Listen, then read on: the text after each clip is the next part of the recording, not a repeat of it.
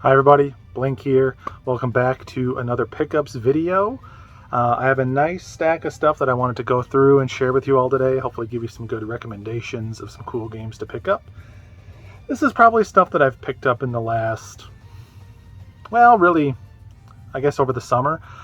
So for those that don't know, in April, my first son was born, which did a lot of slowing down of game playing and game picking up, but not entirely. And especially recently, as he's starting to get a little bit older and starting to get more into the swing of things, we're able to do a little more garage sailing, or especially in the case of these pickups, some pawn shops and things of that nature. And so we have some stuff we've accumulated that I want to share with you. We have modern stuff, we have some import stuff, retro stuff, some weird stuff that you're not going to probably see anywhere else. So yeah, I think, why don't we just go ahead and dig in. And we'll start with the modern stuff. All right, the first game I want to share that I picked up, this is Disco Elysium: The Final Cut. So, for those that don't know, this is an IM 8-bit published game. So it's right there. They released this, and it sold out. I don't know how quickly it sold out, but it sold out, and it became a little bit pricey, especially for like a modern game. It was up in like the triple digits almost for some copies on eBay. But thankfully they did a reprint of it, and I was able to pick that up. If you've never played Disco Elysium before, this is an incredible game. One of my all-time favorites. I played it on PC when it first came out.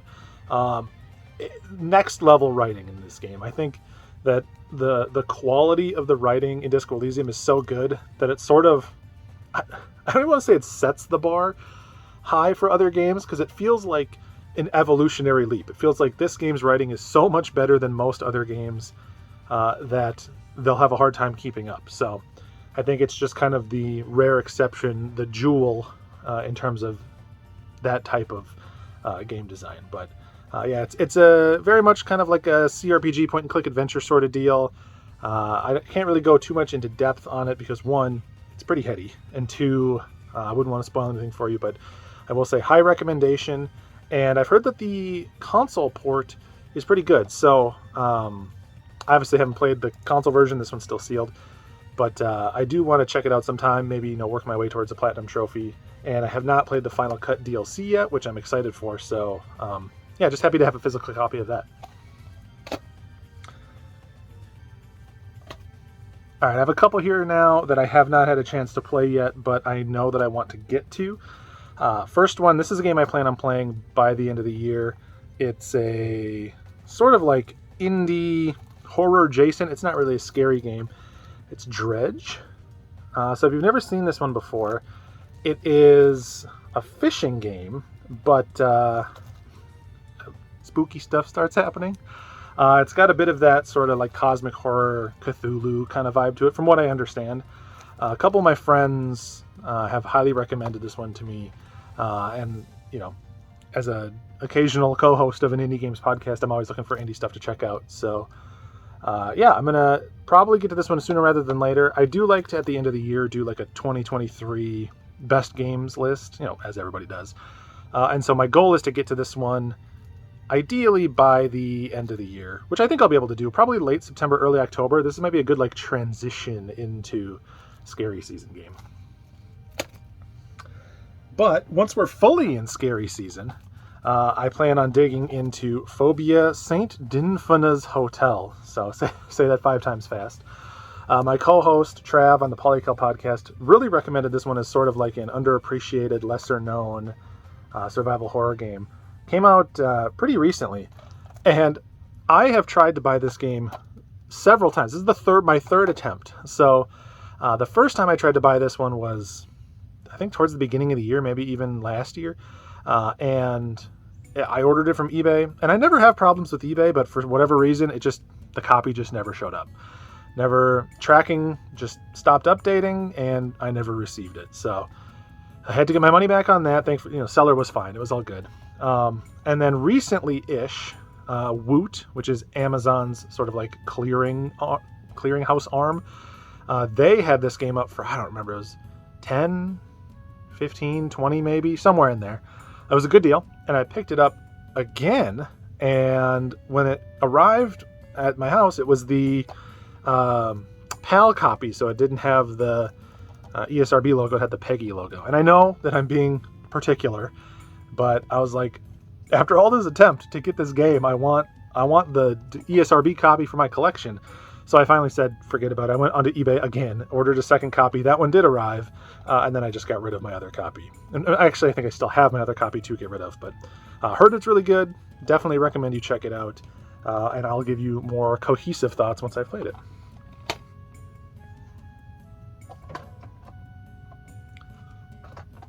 I'm stepping on DS games down here.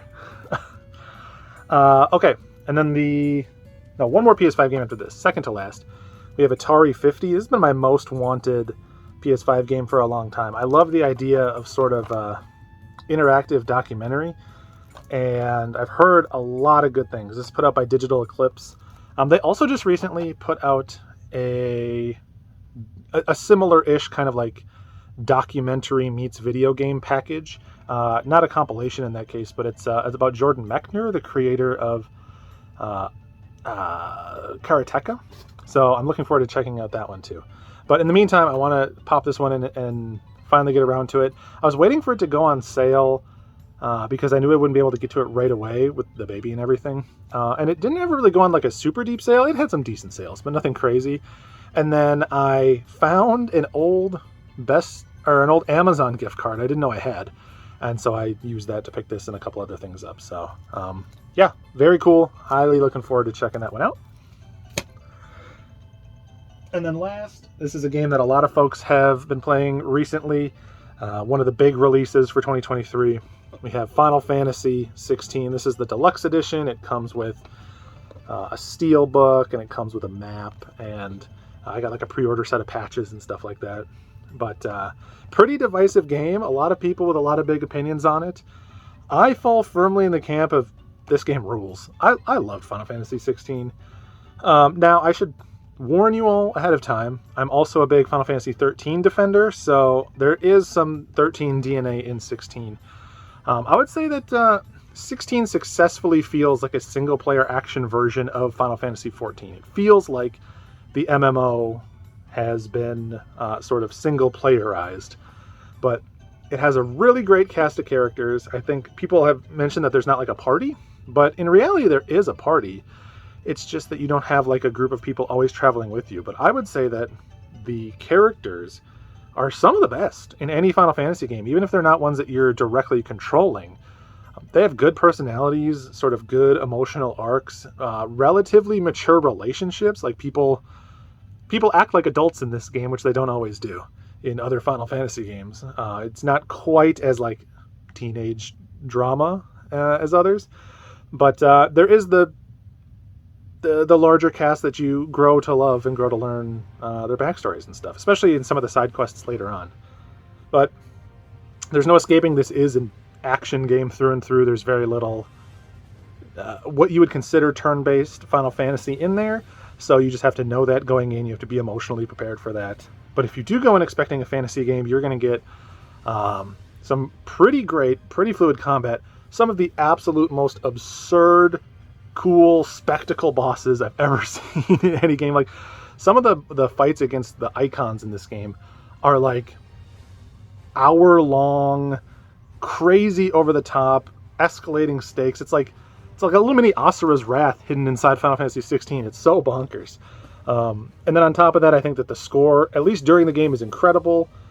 It's very fitting, very high energy. And what I actually really like is there are songs in this game that go back to some more traditional instrumentation. I feel like modern Final Fantasies and modern RPG scores are very like full orchestra and full choir for everything. And don't get me wrong, there's plenty of that in this game, but also there's like horn sections and stuff in here. It sometimes feels like it is taking some cues from some of the earlier Final Fantasy games and having like strong melodic centers and then building on top of that, which I think is probably also true of Final Fantasy 14 from what I remember playing. So it's more of that. But yeah, great game. I'm happy to have played through it. I did all the side quests and everything, even though some of them were a little bit plotting and some of the pacing in the middle wasn't great. But all in all, I think that it is definitely worth checking out. It's a contender for my game of the year for sure. And yeah, hopefully more people give it a shot. I know Not everyone's cup of tea, but I loved it. All right.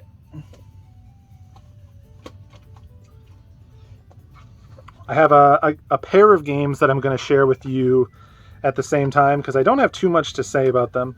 But at a pawn shop recently, I go to them all the time. Maybe like before the baby was born, I went to them probably once a week. Now it's been just a couple times in the last handful of months. But they know me pretty well, and they give me decent deals on stuff. And they had 2 games in there that they ended up getting me for like $2 a piece. And I very, very rarely buy games for this console. My library is pretty small and has not changed much. But I did pick up Gears 4 and Gears 5. When the 360 games were out and Gears of War was like kind of the hotness, I was into them. Like, I don't know, I feel like now they're sort of punching bags. They're representative of everything that people don't like about the Unreal Engine, big, chunky, gray, waist-high wall shooters. But there's no denying that at the time, when you were there playing those games at launch, they did feel like something special. They felt like something big. And so even though it kind of pains me to say it, I am getting nostalgic for the 2010s, like the late 2000s, early 2010s. And I figured it'd be fun to keep working my way through these. Plus, they are, they're going to be console exclusives, and I really don't have much opportunity to add Xbox One games into my library. This is probably the first Xbox One game I've bought since a couple of years, maybe. So my Series X is basically just a Game Pass machine, and then all my physical games I end up buying for PS5 this generation, at least so far. So yeah, excited to check those out. Maybe do some bro op with some folks if I can find people to play with. But I was happy with that. All right, now we are getting into some older systems. And why don't we do a couple of gifts? So these were both gifts for my birthday, which was back in June, from my fiance. And she kind of got both barrels here. We'll start with the PlayStation Vita game. This was the last Silent Hill game I needed to own all the North American Silent Hill games. Now, I don't have every version on every console, but I have at least a copy of every unique game that was released in North America, thanks to Silent Hill Book of Memories, which is not the most well-loved Silent Hill game. It's a very weird one.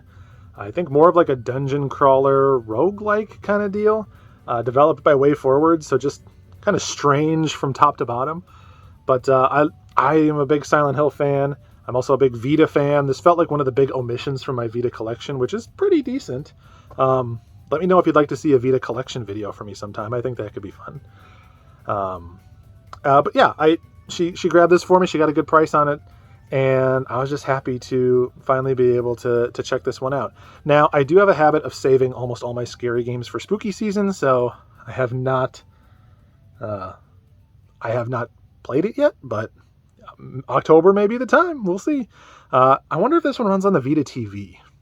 I should have looked that up before the video. If it does, I can stream it, which would be great. So, maybe? A system I've been doing a lot of collecting for lately. I don't actually have any other games for it in this pickup video, but I kind of figured maybe I'd set those aside for another video, either a collection video for that entire library of mine, or just a pickups video dedicated to those games, because I went a little crazy buying games for this particular system, especially early on when my son was born. You're up at 2:30 in the morning feeding and getting your baby back to sleep. You happen to find your way on eBay while you're rocking him with the other arm. Good deals pop up on Newly Listed. You can't say no. But this one was not one of those. This one was actually, again, another gift for my birthday from my fiance. She got me 102 Dalmatians Puppy to the Rescue, which I know what you're thinking. Get those judgments out of here. But we actually were watching Summer Games Done Quick this year, and we saw a speed run of this game. There was like a race between 2 different people, and I was like, damn, this game looks awesome. It's like a hype 3D platformer. I love 3D platformers. I'm always down for some good licensed jank, but it just seemed legitimately cool. And then when I learned there's a Dreamcast version, it was sort of like a match made in heaven, and she picked it up for me. So this is definitely one that I will stream over on my Twitch page. There's a link in the description if you want to ever come hang out. what we stream. Right now I'm at least streaming once a week. Hopefully we'll continue that and maybe even pick up the pace a little bit. But yeah, cool 3D platformer. Check this one out if you have not seen or played it before. And again, like the Vita, let me know if you want to see a full Dreamcast collection. I've been really kind of going hard. This is, I would say Dreamcast has been my main collecting system for the last couple months, despite only having one game to show you. All right. We have a big box PC game. Speaking of this, the Twitch stream, actually. So every year in October, I only stream horror games or horror adjacent games. So games that fit the Halloween theme in some way. Obviously, scary games, horror games, those are a perfect fit. But then sometimes there's a game that sort of has a Halloween window dressing or a spooky window dressing, but isn't really like a horror game. And this was a good example of that. I learned about this game. I don't even remember where at this point. I found it in some list. I think maybe someone on Twitter had mentioned it as like a joke one time. But it is Slice and Hook Haunted Miniature Golf. And so this is a big box sealed copy in pretty good condition overall. This game is like an old Windows 95 game. I had to actually get a virtual machine set up so that I could even stream this game because it won't run on any modern hardware. I think the game is available in the Internet Archive if you just want to check it out and tinker to get it working yourself. But it is what it claims to be. It's a miniature golf game that is entirely horror themed. You know, there's like scary like laboratories where they make mutants. There's weird like graveyards, all sorts of stuff. Very over the top, very like kind of corny of its time period, FMV type stuff in here, and ridiculously hard. I think my final score on a 9-hole set of courses was like 600 strokes on my first attempt. And the folks that were on my Twitch channel can attest, that was not me like being too bad. The game is punishing, but it was so fun. It was one of my favorite streams I've ever done. A lot of people tuned in. A lot of people really liked it. It became kind of a running joke, and so I've been hunting down a physical copy of the game because I need the memories of it to stay in my collection, and happy to have it. Me and Slice and Hook are going to be quite happy together. All right, this last set of pickups all came from the same place. So I went to a Half Price Books recently, about a month ago, and there was a in the game section, I was looking around and I noticed on one of the shelves there was this just kind of like plastic wrapped bundle of games. And I'll see if I can find a picture of it and put it up here because I did tweet about it. But it just said import Sega Saturn games, $50. And it was a bundle of like 20 import Sega Saturn games. So I think what happened is they got this collection of import Saturn games in. They were too lazy to look it up. Maybe they looked up like one or two and it was like too much work for them. Or they were just like, felt like the ones that they looked up didn't have any value. So they just wrapped them all up, put a flat $50 price tag on it, and that was it, out the door. And so I picked it up and there was a ton of cool games in there. We went through the whole thing again on my Twitch channel. I think that probably the entire bundle was like $500-600 worth of games, maybe more. I ended up deciding to keep about half of them. I don't keep just every game I pick up. I want to have a reason to keep stuff in my collection. Some of these were on my wish list. Some of them were just cool ones that I had never heard of before, but it was an amazing deal and an incredible score. So this is everything that I grabbed from that.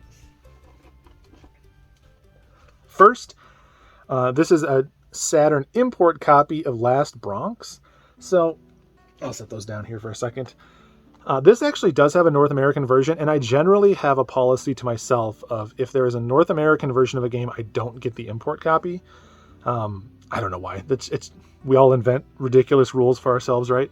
But I wasn't going to keep this. However, I don't know. It does seem fun. It's an incredibly clean copy. There's like, it's got like the move list manual and stuff in there. It's just super nice, and I figured I'll hang on to it until I can get a North American copy. And then we'll go from there. Plus, a lot of folks were saying that this game is actually pretty fun. So, yeah, I figured, why the heck not? We'll hang on to that one in the short term. Long term, I'll probably trade it out for a North American copy, but still cool. They get better as we go along here, so We're only increasing in quality, I think. Next up here, this is one I was actually not going to keep two. I promise I meant to keep some of these.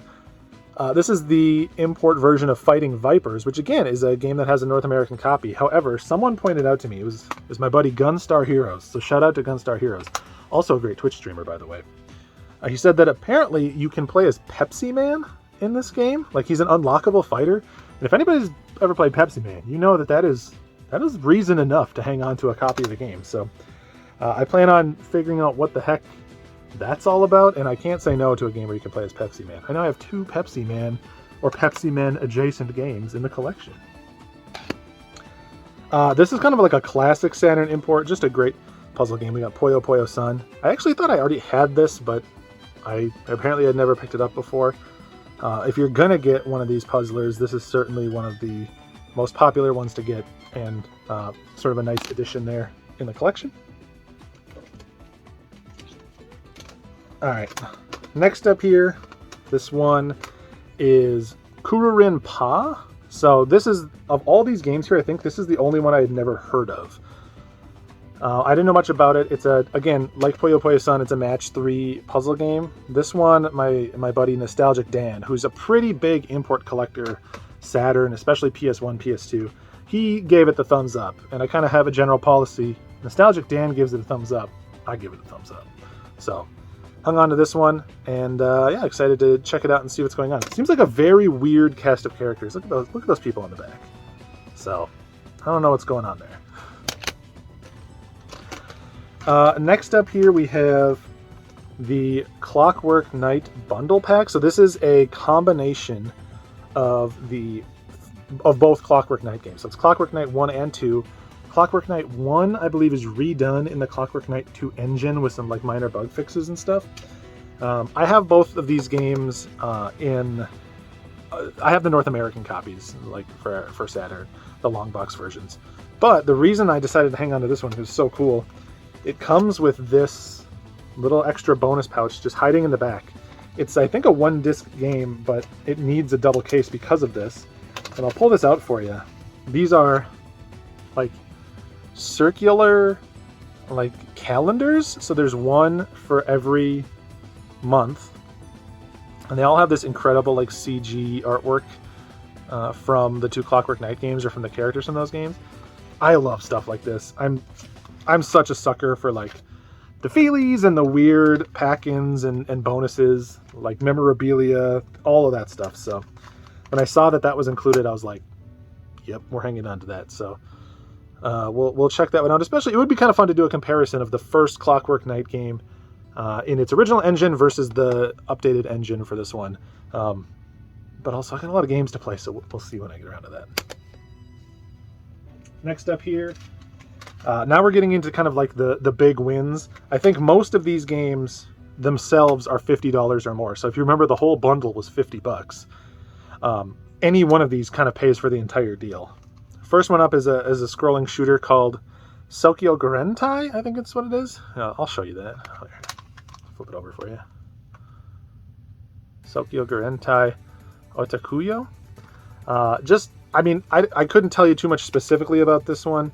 But I have seen footage of it before, and I kind of, as I think a lot of people who are into the genre do, it's sort of like once you're into scrolling shoot 'em ups, you'll add most of them to your library, right? Like, rarely is a shoot 'em up so bad that you can't play it and have fun with it at all.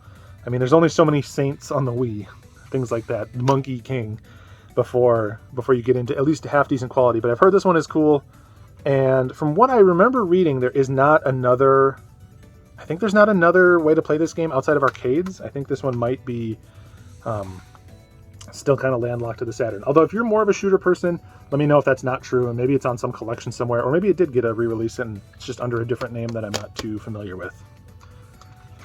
One that more people will probably recommend is Dodonpachi. So, very popular shooter on the Saturn. I've actually played the, Dodonpachi Resurrection on the 360. I played that game a pretty decent amount. Really like that one. So excited to kind of go back and see what this one is dealing with. Of course, you know, Atlas published, so it gets that bump. And yeah, just very, very exciting. Has the spine card in there and everything. A little sun faded, but for, you know, it all worked out to what, like $2 a game or something like that. So can't say no there. And then the last one, definitely this was the most expensive game that was in the bundle. And one that I've heard good things about, Groove on Fight. So this is a fighting game, pretty collectible fighting game. And it has a reputation for just being very strange. I'm not usually big into like fighters, like 2D or 3D fighters. I would say that I had kind of my moment with Guilty Gear X2, Blaze Blues when they first came out, but in the last 10 years it has not been a genre I've been super into. But I've had many people recommend this one to me as like, hey, this is one of the cool ones to check out. So for the price I paid, I was very happy to add it into my library. I probably would not have paid what it goes for, just because I wouldn't have been that enthusiastic about a fighter. But for it being functionally, you know, $2.50, we'll say, heck yeah, we'll add that in. So yeah, all these are the import Saturn games I grabbed. And again, there's a stack this big or bigger that I'm not adding to the collection that's up in my trade pile. So just an incredible deal. Kind of one of those once-in-a-lifetime scores that I doubt will ever really happen to me ever again, probably. So, all right. I think that does it. That's everything that we picked up recently. I say we because it's me and my fiance. We kind of do this together. Yeah, so let me know what it is that you've been picking up. I'm always curious to get recommendations, especially for any of these systems, you know, Dreamcast, Import Saturn, stuff that I may not have heard of yet is a welcome nudge. And yeah, again, if there's any collections in particular that you want to see, let me know. My plan is to start pumping out some videos for you, and I want to give folks what it is that they're interested in. So thanks for hanging out till the end. Links to the Twitch page and everything are down below. And until the next time, peace.